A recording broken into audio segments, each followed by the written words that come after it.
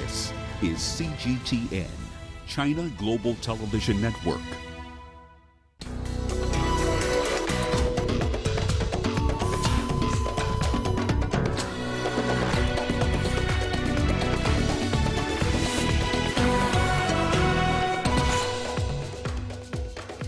Neighboring countries accused of not doing enough to bring lasting peace in South Sudan.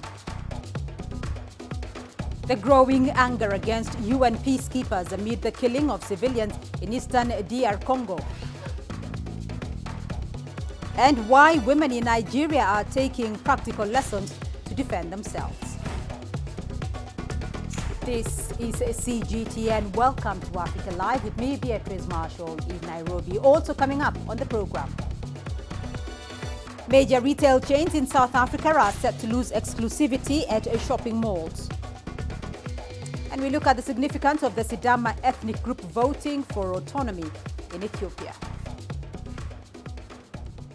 We begin with the developments around the South Sudan peace process. A report to the United Nations Security Council is suggesting that Kenya, Uganda and Ethiopia have not done enough to resolve the peace deal stalemate in South Sudan.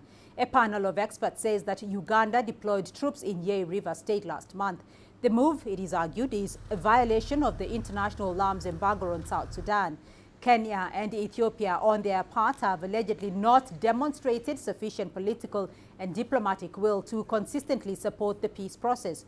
Conflict erupted in South Sudan in 2013 over a power struggle between leaders President Salva Kiir and his longtime rival Riek Machar. The two recently agreed to extend the deadline to form a government of national unity. Uganda mediated the talks alongside regional leaders from Kenya, Sudan and Ethiopia.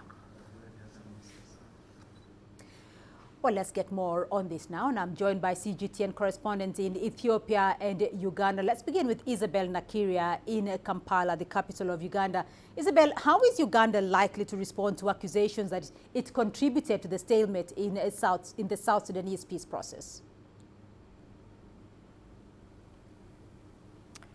Interestingly, we've not had any reactions yet from the government. No official statement has been made public yet. I tried making some calls, but they went unanswered. But I think that Uganda has put on a lot of effort to try and resolve the conflict in South Sudan. I think the government would be largely disappointed by the statement by the UN panel of experts. In the recent weeks when the parties came here for the talks, I think President Museveni was very clear. He said that it's time that the warring parties, Dr. Riek Machar and His Excellency President Salva Kiir, should put their differences aside and, try to rebuild their countries, because at the end of the day, it's the neighboring countries that suffer the influx of refugees and trade.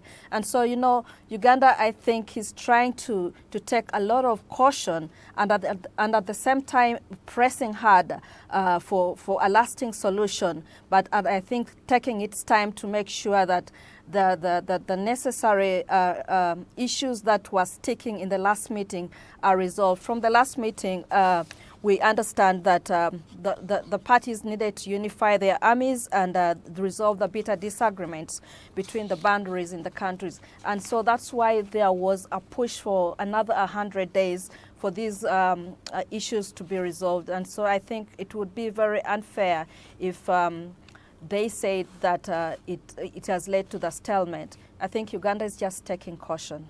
Right. Coletta, Ethiopia, among other East African countries, is also being accused of not doing enough to ensure a lasting peace deal is achievable in South Sudan. How is this being received in Addis Ababa, and what should we expect from the government position?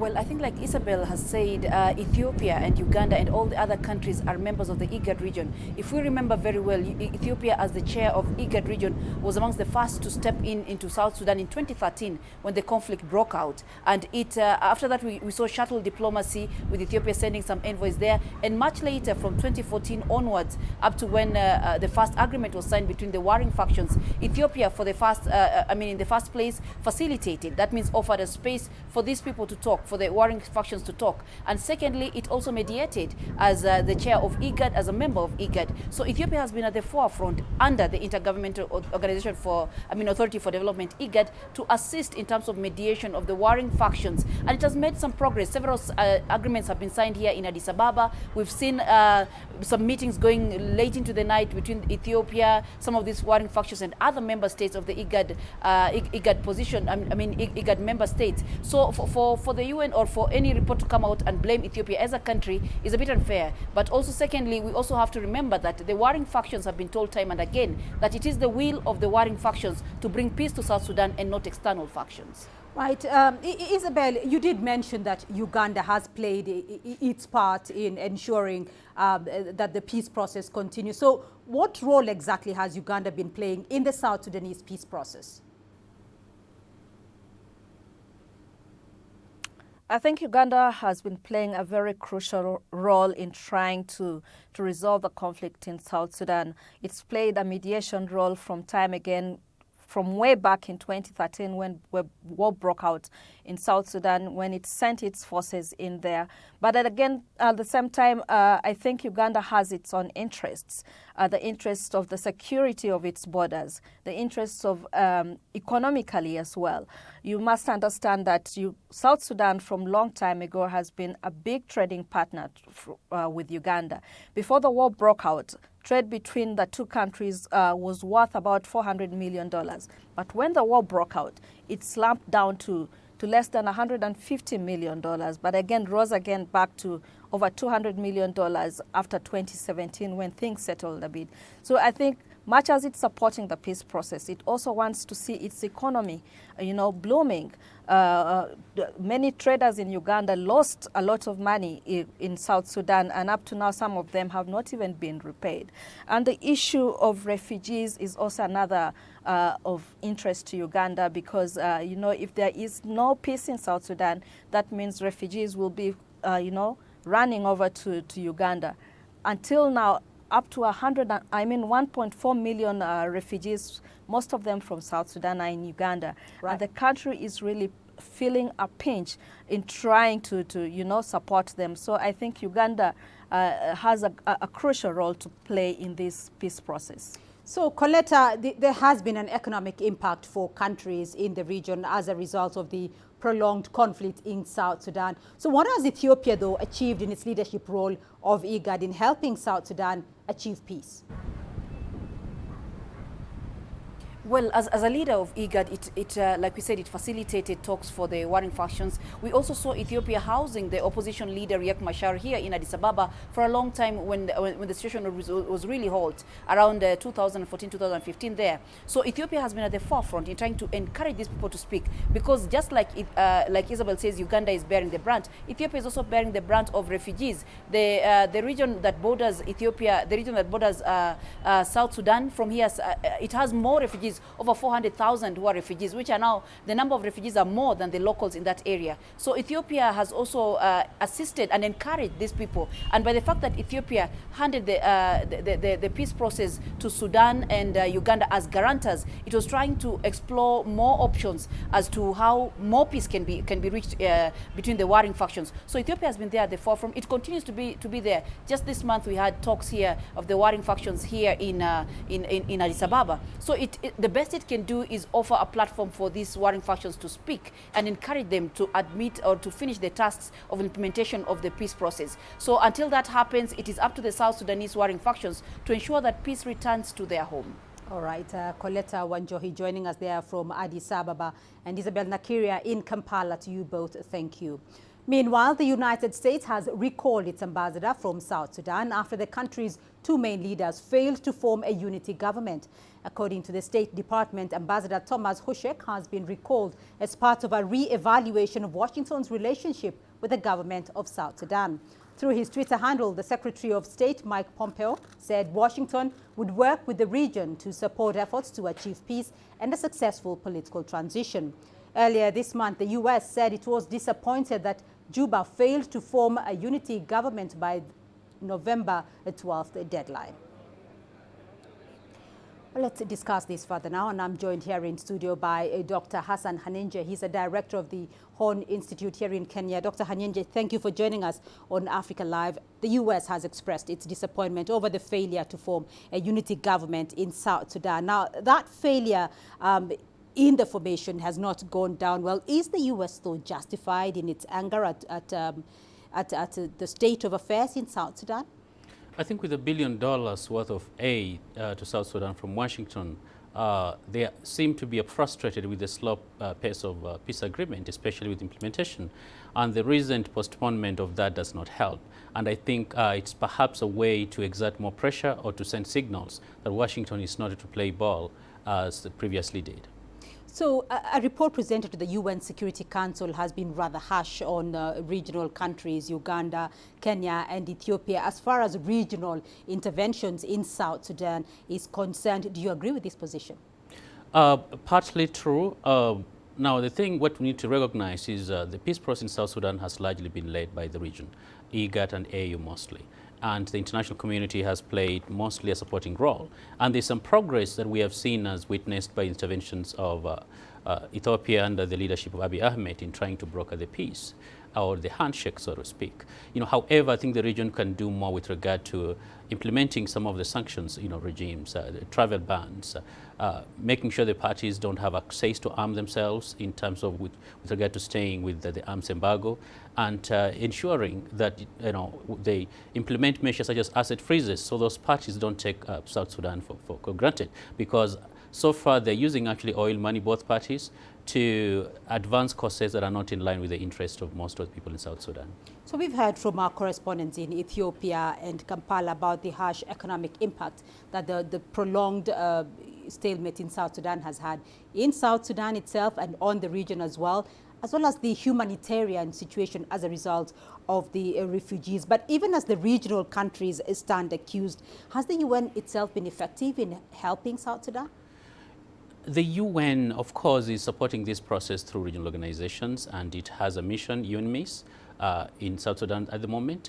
But largely, they've not been as robust as, for instance, they've been engaged elsewhere. And perhaps this is a recognition, and at this stage, the UN should play a more robust role as opposed to just being a spectator and playing a supporting role in South Sudan. I think that perhaps may turn the corner if we have that approach by the international community and the United Nations organization. So give us your assessment, though, in terms of this harsh report that the UN Security Council has unveiled. Give us your assessment of the actual impact that the interventions of Kenya, Uganda, Ethiopia and other regional countries has had on South Sudan's peace process. Yeah, remember, the countries in the region also have an interest in South Sudan, but I think above all, they have an interest in the stability of South Sudan. Now, the challenge is the regional countries, especially the frontier states, don't have sufficient resources and diplomatic clout to be able to actually make the peace stick. And they're going to need a lot of support and intervention, and some sticks, of course, from the United Nations and major powers to ensure that they actually can advance this goal. But left on their own, the level of resources, diplomatic clout is just not sufficient to be able to bring parties to an agreement. I think it's going to take concerted efforts of the international community to do that. All right, Dr. Hanenje, thank you very much for your insights on South Sudan. Well, let's now go straight to Juba and get some perspective from inside South Sudan on this particular situation. I'm joined by our correspondent, Patrick Oyet, who's live for us in Juba. Patrick, a lot of developments, though, surrounding the peace process in South Sudan. What sort of reaction should we expect after the recalling of the U.S. ambassador in Juba? Patrick Oyet in Juba, I understand he will be joining us a little later on the program if we can.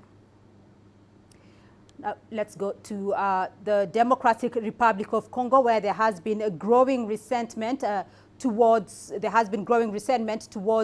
peacekeeping force, also known as MONUSCO. Anger has been building up in the eastern part of the country after an attack by militias targeted residents. For the very latest on this, let's go to Chris Ochamringa. He's in Kinshasa for us. He'll be joining us in a moment.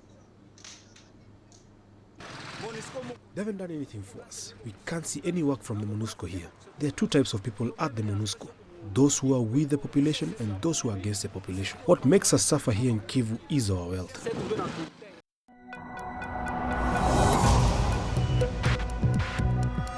Each day, there are millions of stories. Each one can open new perspectives, new possibilities. Wherever you look, we are there. To see, discover, explore. We put the pieces together to find what really matters to you, all around the world, all around the clock. Our reporters are at home across the globe. From our headquarters in Beijing and production centers in Washington, Nairobi, and London, China Global Television Network. Stories from across the globe, reaching people across the globe. CGTN. See the difference. Well, Chris Ochamringa is live for us in Kinshasa. Chris, has there been any official reaction following those protests in Beni? Yes, so what happened yesterday, there was an emergency meeting that was chaired by President Tshisekedi. It was attended by senior Congolese army generals, the UN, the special representative of the UN Secretary General, and other officials. And what came out of that meeting is two key things. One is that they're going to establish headquarters of the Congolese army in Beni, well equipped. They called it an advanced headquarters. And they'll also carry out joint operations with the UN peacekeeping mission. So what happened, the background to this is that early this year, President Tshisekedi had asked regional countries to help the DRC fight against all these armed groups that have been killing civilians in the east. And there were a number of meetings held in the eastern city of Goma by countries like Uganda, Rwanda, Burundi, and Tanzania, to come up with modalities of establishing this neutral force. But this was a very controversial thing to many Congolese because, particularly Rwanda and Uganda have a history of having backed rebels in the DRC that, caused a lot of atrocities way back in the 1990s. And so the DRC government eventually decided that they're going to fight against these rebels without any foreign assistance. And so the UN was also shut out of this operation. But now they're going to carry out the operation together because civil society organizations are saying more than 70 people have been killed in about 2 weeks. And people are very upset because the UN peacekeepers are here particularly to protect civilians. And so now they're going to be carrying out joint operations. Right, Chris, let's stay for a moment on that neutral force and other efforts to regain stability in the region. The DRC and UN peacekeepers are expected to mount a joint security operation in Beni. Will this help to calm the tensions there?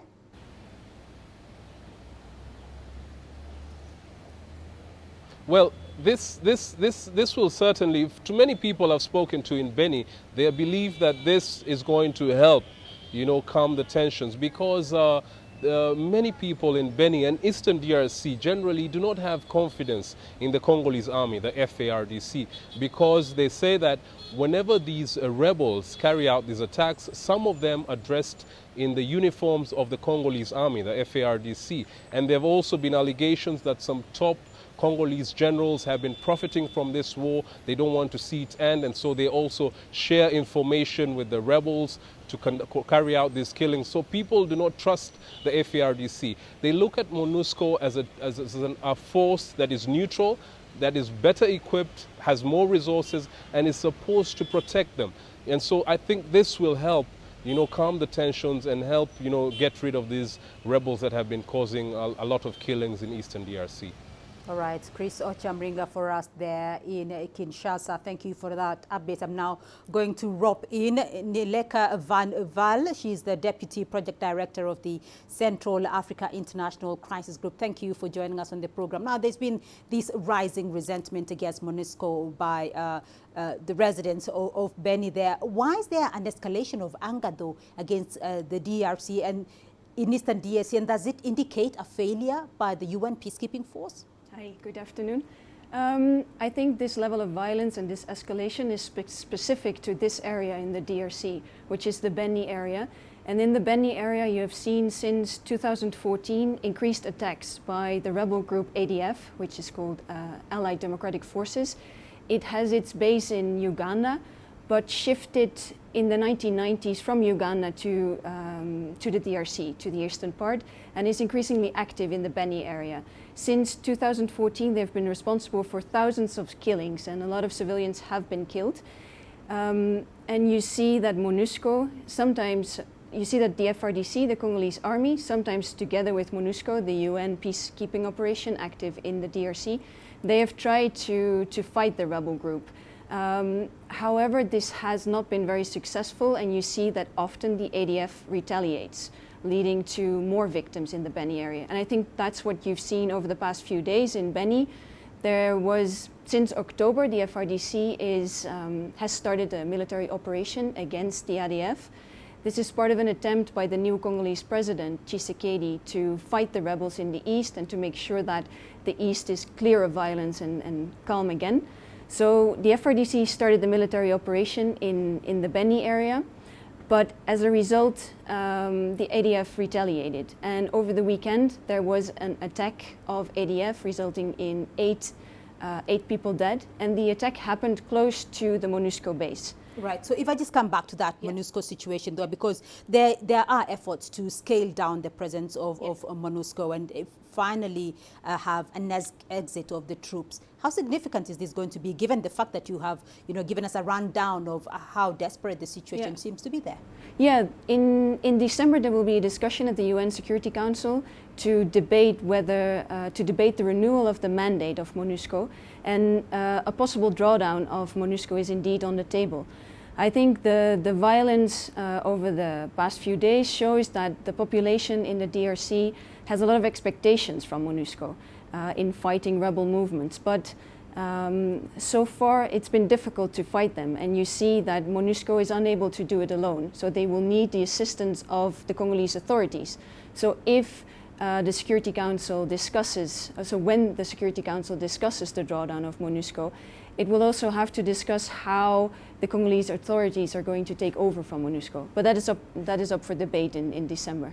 So ultimately, though, what will it take to stabilize Eastern DRC? Yeah, I think what you see in the Eastern DRC is that a lot of the violence is linked to the region.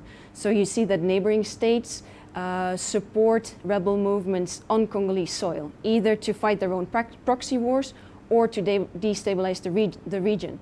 So the only way to solve the situation in the east is to bring in the region and to find a regional solution. And Tshisekedi has tried to do so, but I think the focus has been mostly on a military approach and crisis group. At crisis group, we believe that a political solution is also very important. The UN Office of the Special Envoy for the Great Lakes, based here in Nairobi, led by the Chinese diplomat Wang Xia, has a role to play. I think he can contribute to political mediation and find a way to de-escalate the regional tensions. All right. Nalek Van Val, thank you very much for joining us here on Africa Live. Now let's head to West Africa, where the joint G5 and French and regional forces are advancing efforts against militants in the Sahel. The joint troops recently ventured into Tofa Gala forest on Mali's lawless border with Burkina Faso, a key hiding ground for militants. Here's more on that. The French army and pulled troops from Burkina Faso, Chad, Mali, Mauritania and Niger's main aim is to assert control over an area in the Sahel where no troops have set foot for over a year. And their efforts aim to succeed to push back militant activity in the densely covered region. It is a cross-border region, so you can easily cross from one side to another. And it's also a very inaccessible region, with cover and complicated trafficking network. So it's an ideal area to hide and handle logistics networks. The conflict along Mali's borders swept inward into central Mali and spilled into neighboring Burkina Faso and Niger, inflaming ethnic tensions along the way. They don't have the same logistics or equipment like us, but they have important knowledge of the ground and they want to work. In an exercise earlier this month, some 1,400 soldiers were deployed in the volatile region with pockets of areas under jihadists' influence where everyone can be a potential enemy. We regularly receive intelligence, but the difficulty is in reaching the target quickly. We often reach the target and they've had time to escape.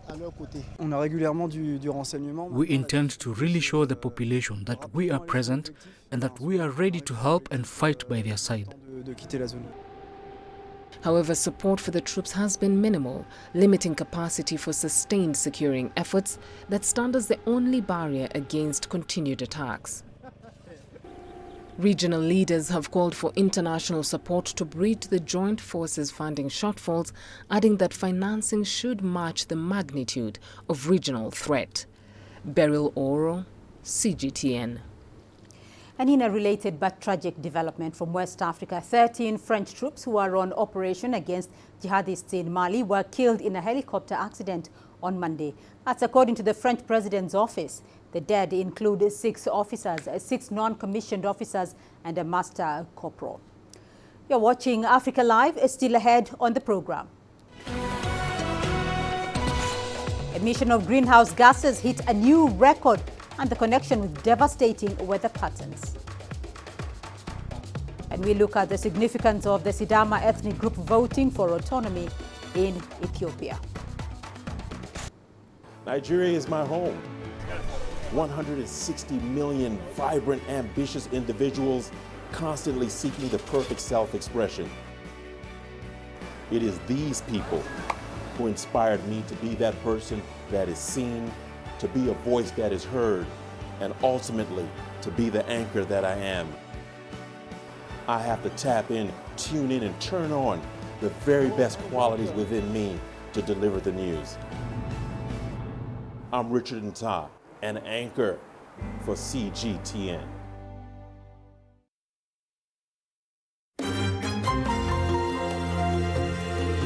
Africa Live. Find your voice.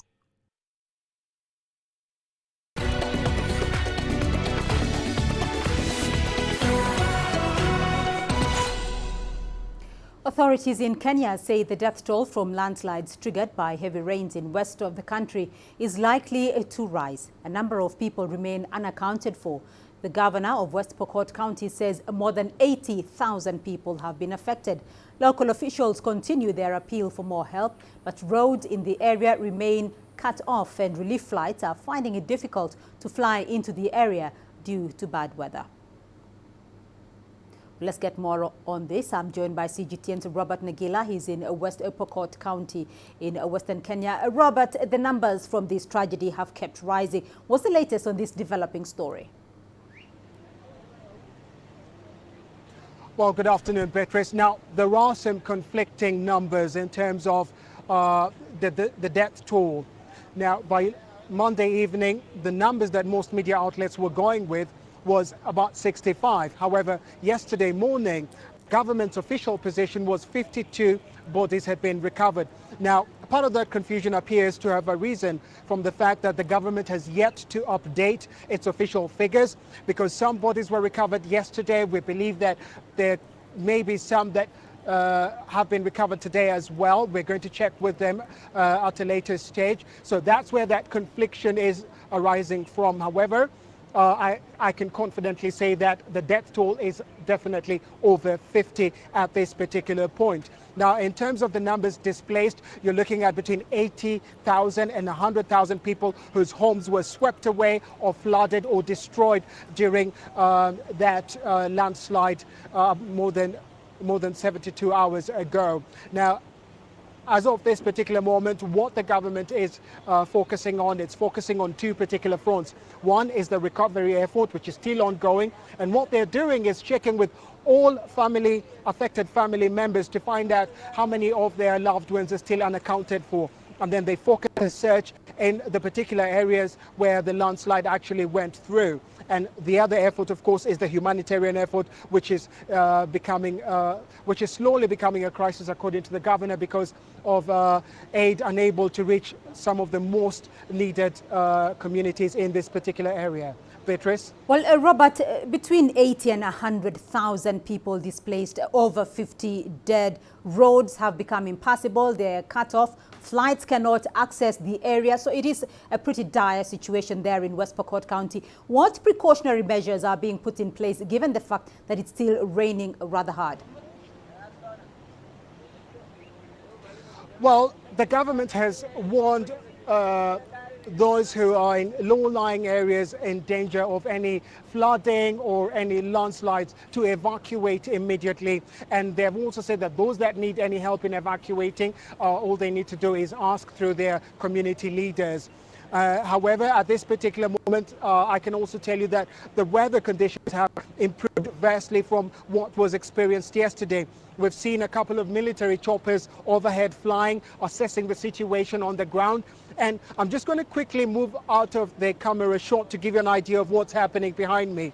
This is the river Weiwei, just before the Sigor village, which was affected by this particular landslide. The only way to get across it is to cross. We had to dump our own vehicle on the other side of the banks. Now, the noise you're hearing is a combination of the military, disaster management and county local authority teams who are trying to construct a makeshift bridge so that much needed aid can be able to get through by road. At the moment, we are made to understand that the military has done a couple of airdrops, nothing as yet heading towards the affected areas by road, because most of the bridges have either been washed away, like the one behind me, or simply don't exist.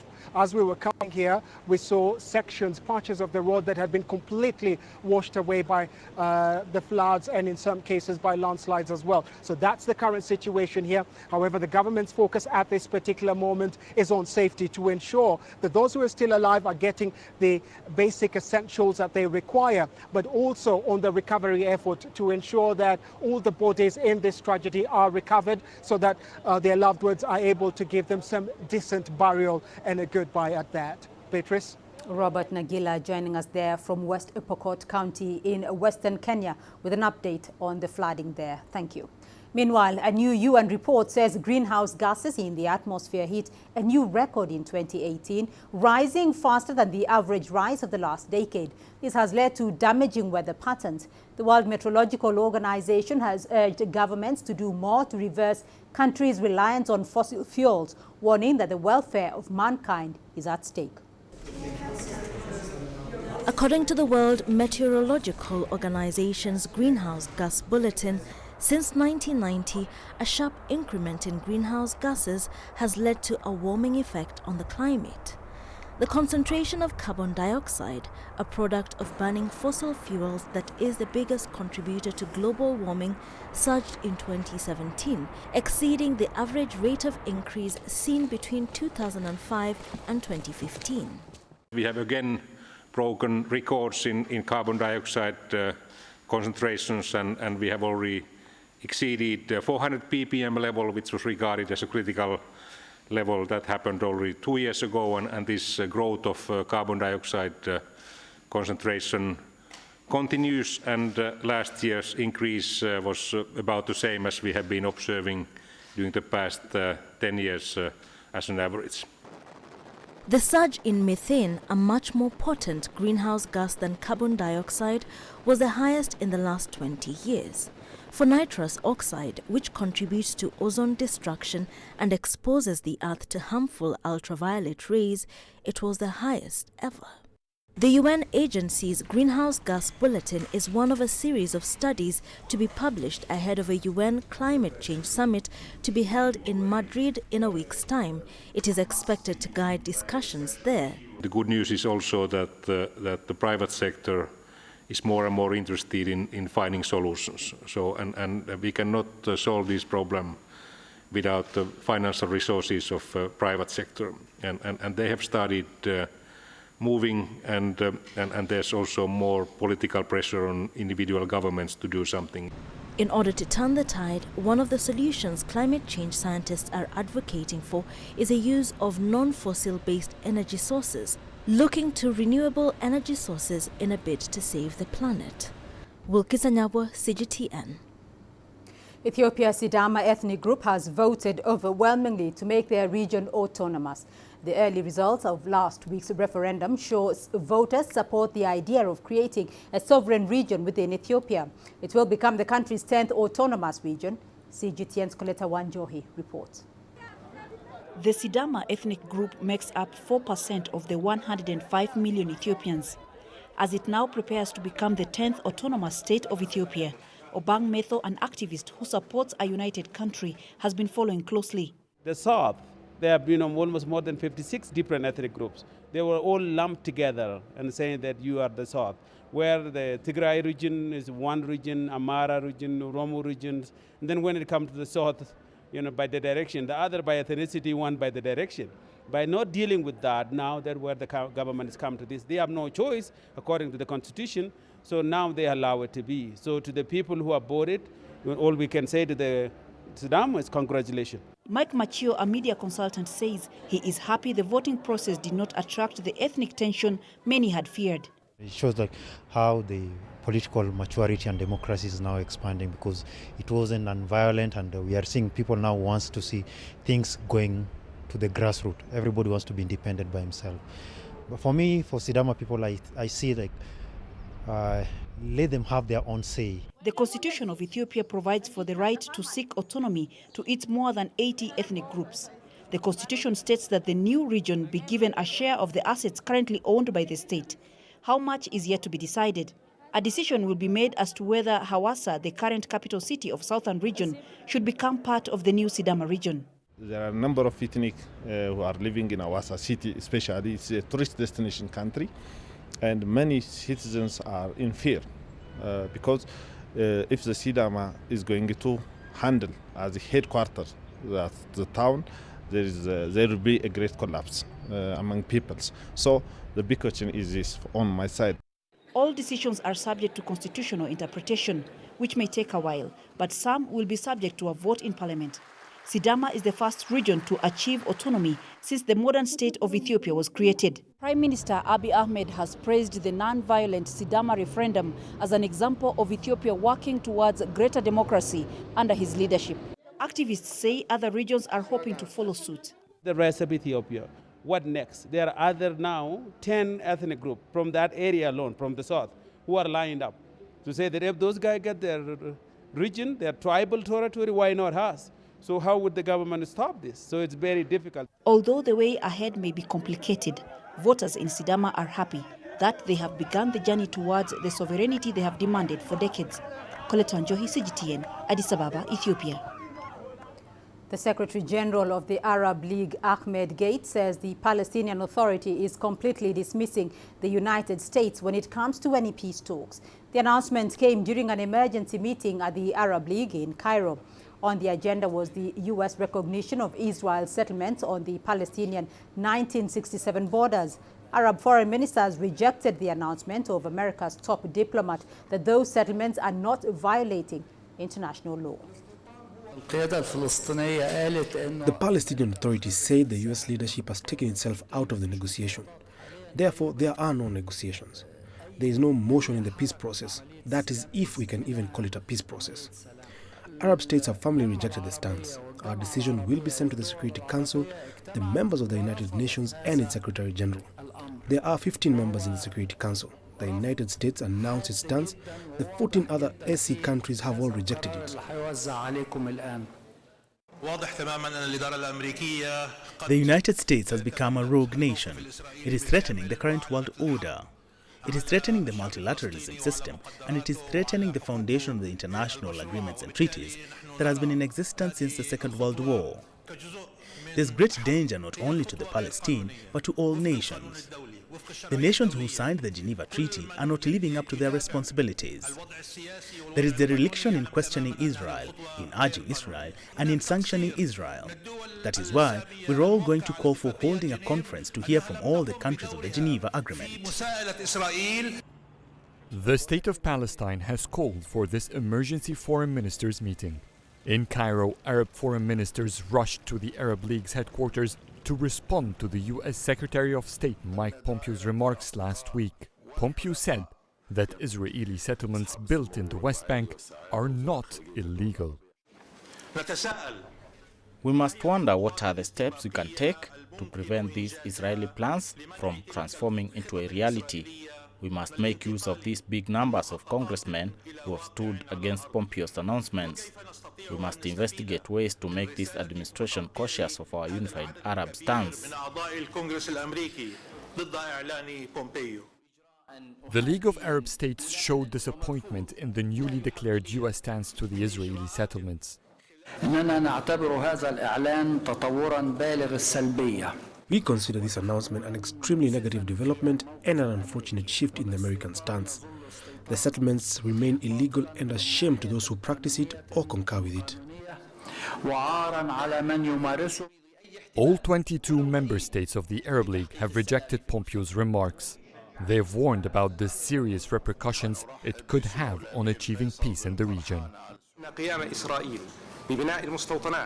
Israeli settlements are a violation of international law and Security Council resolutions. The Saudi Kingdom strongly rejects the American stance towards the Israeli settlements of the Palestinian-occupied territories. We have previously rejected the move of the U.S. Embassy to Jerusalem. These decisions are definitely an obstacle to peace.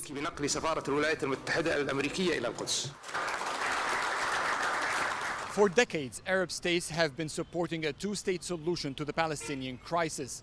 Their only condition is that a Palestinian state shall be established on the 1967 borders. What Pompeo has done with his remarks about the Israeli settlements is that he has shown Arabs that the U.S. no longer cares about their vision for peace, which is also supported by the United Nations and other world powers. Adel Mahroui, CGTN, Cairo. And we still have more news for you here on the program. Here's what's ahead. Major retail chains in South Africa set to lose exclusivity at shopping malls. And shares of China's e-commerce giant Alibaba surge as the first listing in Hong Kong. Africa is the nexus of enterprise, and global business will tell you why it matters. From the mega investment projects to multi-billion-dollar mergers and acquisitions. Africa today collects, just in terms of revenues from taxes alone, $545 billion a year. If you take 10% of that and you devote it to the energy sector, problem solved. All this on Global Business, weekdays at this time on CGTN.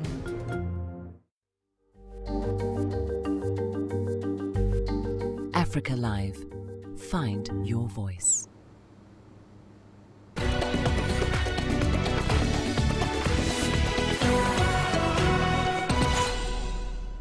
South Africa's watchdog says the country's biggest supermarket chains could be forced to drop exclusivity clauses in shopping mall leases if they fail to do so voluntarily. The findings come from a sector inquiry published on Monday. The grocery retail market inquiry was initiated in November of 2015. The sector is dominated by ShopRite Holdings and its upmarket chain Checkers, Pick n Pay Stores, Spar Group and Woolworths Holdings. The inquiry found features in the South African grocery retail sector that may prevent, distort or restrict competition. These include exclusive leases and tenant mix clauses negotiated by the major chains in the shopping malls across the country. They focus on areas where the majority of consumers do their weekly and monthly shopping. Specialists, emerging chains and small, medium and micro enterprises are often shut out. Meanwhile, a South African retailer, Pepco Holdings, says it will exit Zimbabwe. The economic crisis in the country has hurt its performance. Severe shortages of foreign currency, fuel and electricity have sent inflation soaring to its highest since 2008. This has dashed hopes that the country might recover under President Emmerson Mnangagwa. Mnangagwa took over from Robert Mugabe in 2017.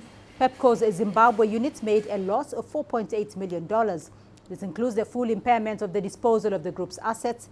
The company is 71% owned by scandal-hit retailer Steinhoff International. Overall, Pepco said its profits grew by 14.5% in the year to September 30th. And after the largest share offering so far this year, Alibaba has gone home to China. The internet giant officially began trading today on the Hong Kong Stock Exchange for its secondary listing. CGTN's Xu Xinchen explains. A homecoming for one of the world's largest tech firms. This year marks the 20th anniversary of Alibaba, and we welcome this milestone to come home and to list here in Hong Kong. The hometown crowd cheered before the bell sounded.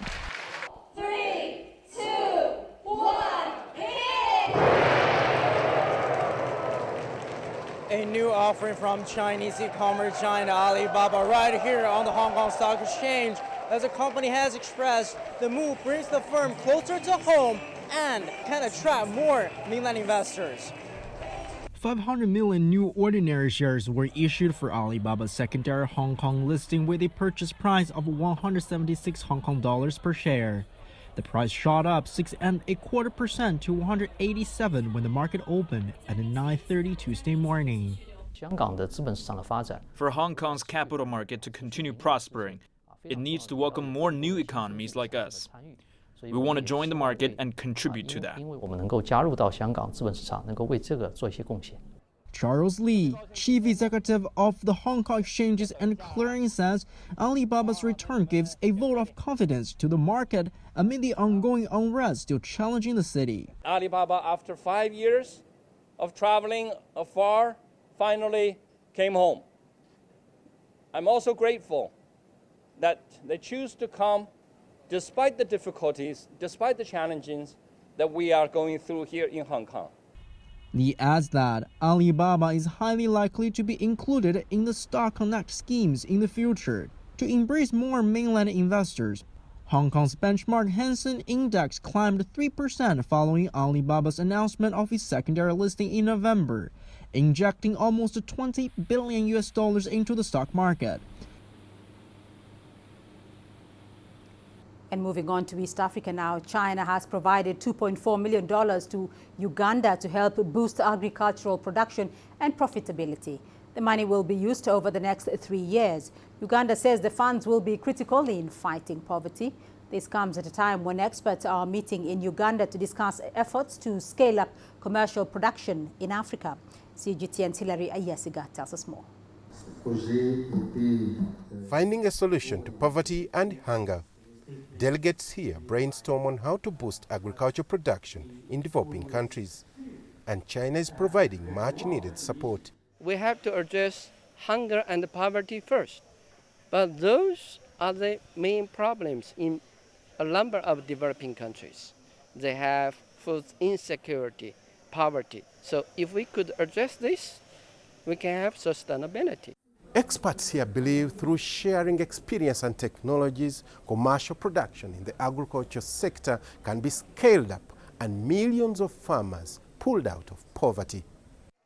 According to the Food and Agriculture Organization, over 70,000 farmers have directly benefited from the South-to-South cooperation. The farmers have been provided with improved varieties such as foxtail millet, rice, and apple seedlings, among others.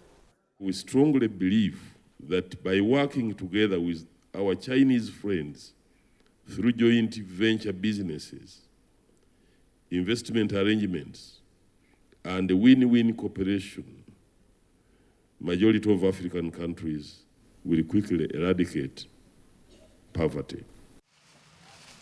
But while China is providing this much-needed support, Ugandan scientists want indigenous crop varieties protected alongside the new varieties.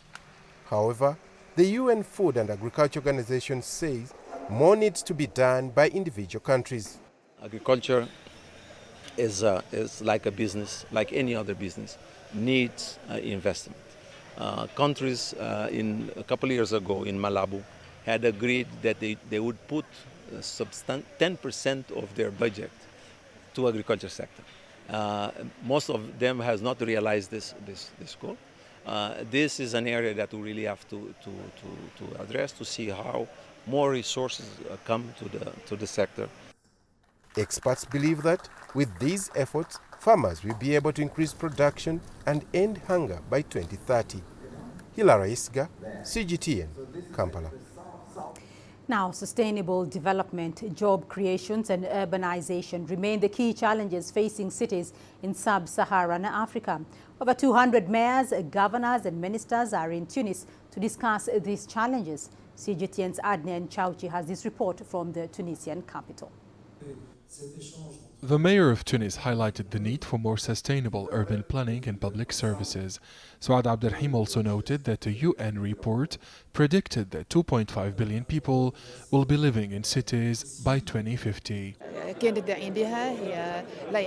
We're discussing ways of building better, more sustainable and economically competitive cities in Africa, the Sahel and Arab region to guarantee a healthier environment for future generations. City councils, advisors and development engineers stressed that urban areas in Africa and the Arab region are overcrowded. Despite the considerable efforts, many neighborhoods still suffer from shortages of clean water, electricity and other resources essential to the support of the exploding populations. This high-level meeting is an opportunity for exchanging experiences. For example, what is missing in the city of Rabat could be found in other African and Arab cities in the region and vice versa. Improving the quality of life is our main goal. We want to shed light on the best strategies and mechanisms of making deprived areas more reliable in terms of services, influencing and convincing decision makers an important step by presenting reliable scientific data from cities. Experts pointed out that youth unemployment increases domestic terrorism and violence in many regions in Africa. The concentration of young people is very high in African cities. The unemployment crisis can cause extremism and insecurity, especially in the Sahel countries. Terrorists often recruit unemployed youth and target impoverished areas. Creating jobs preserves stability in our countries. Participants addressed the issue of availability and increasing cost of basic services and utilities like public transportation, education, water and electricity. They also shed light on problems and solutions related to sanitation, drainage, waste management and their impact on public health and pollution. African mayors and decision-makers aim to increase their cooperation in several fields by sharing their best practices and experiences while avoiding the main problems facing sustainable development in their cities. Adnan Chauchi, CGTN, Tunis. Now, violence against women has remained a big problem in Africa, with many perpetrators often getting away with violating the rights of women. One woman in Nigeria has now actualized a need to train other women on how to defend themselves. Here's CGTN's Kelechi Emekela. You block an attack. An ongoing self-defense class for women. It's a passion for Thursdaylin Peter, Nigeria's female taekwondo title holder. In Nigeria, assaults on women is on a continuous rise from 21 to nearly 30% in just 2 years. Nigeria's patriarchal society oftentimes blame the victims. So Thursdaylin Peter is helping many Nigerian women defend themselves by teaching them basic defense techniques. The situation in the country is not really pleasant in terms of bullying, assaults, attempted rape, murder, killings and all sorts. So we have to look into ways to defend ourselves. So I consider myself as being one of those victims, so who could be attacked. So I had to pour out my knowledge, helping other women. So far, Thursdaylin has trained over 100 women in self-defense, and many more are keen to learn how to stand up for themselves in the face of adversity. Self-defense is a basic life skill. Everyone should know how to defend themselves, male, female, young, old. It's the same way you know how to cook. I really enjoyed the class. It covered the basics of how to fall, how to block, how to strike, how to escape from grips, how to escape when you have your back on the ground. So I really enjoyed it. Sexual assault and harassment, physical violence and forced girl marriages are some of the common cases women in Nigeria face. Thursdaylin also takes her advocacy beyond here to schools to help the younger girls. She hopes that more Nigerian women will stand strong and speak up for themselves. Kelechi Emekalam, CGTN, Lagos, Nigeria.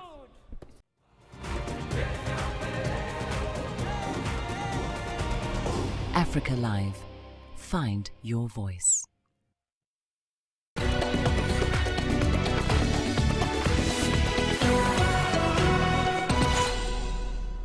South Africa's national under-23 team saw off Ghana 6-5 on penalties to finish third at the Africa Cup of Nations in Egypt and secure passage to the 2020 Olympics in Tokyo. The team touched down at the OR Tambo International Airport, satisfied that they had done the country proud and made it through a tough tournament. CGTN's Duplessis has more. To finish in the top three at a tournament like the Africa Cup of Nations is no easy task. But South Africa managed to accomplish their objective and joined tournament hosts Egypt and Cote d'Ivoire as the continent's representatives at the Olympics. Captain Tertius Malepe, who was also named in the tournament's best 11, says he's extremely proud of his teammates. I'm very proud that we represent our country in the higher levels. Of course, now we're going to a bigger stage whereby we'll meet one of the best players in the world. 2016 was Junior Neymar, I was there. So guys, let's keep working and let's keep making our country proud. Thank you. National coach David Notoane was a relieved man after qualification and admitted that he wasn't sure who the overage players would be that joined his squad, despite the Pharaohs revealing who they would feature in their squad. Egypt had indicated that Mo Salah will be with them. I was joking with the coach of Egypt to say that we still producing Mo Salah, but we are very close. So we'll sit with the senior coach, of course, identify which players, based also on our technical analysis of what are the requirements, can come in and assist us. The hard work has just begun for the team. In just over 7 months' time, the bronze medalists will be heading to Japan to take their place in the Games, meaning that preparations will have to be spot on to be in the best shape possible for the tournament in Tokyo. I think going forward, for me, the most important thing is to make sure that we have good preparation time so we can tactically put all the challenges that we take out of this tournament together and be really, really ready to put in a solid performance at that stage. You know, it's a world stage, it's a global showpiece.